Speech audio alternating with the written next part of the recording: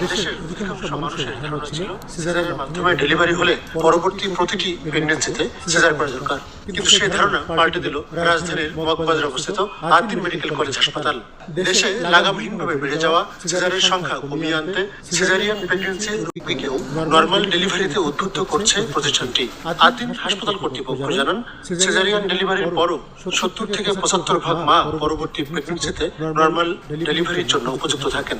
প্রথমবার সিজারিয়ান হওয়ার পরও দ্বিতীয়বার নর্মাল ডেলিভারি হওয়া সম্ভব, তবে এটি মূলত ডাক্তার ও নার্সদের আন্তরিক প্রচেষ্টা ও কাউন্সিলিং এর মাধ্যমে সম্ভব।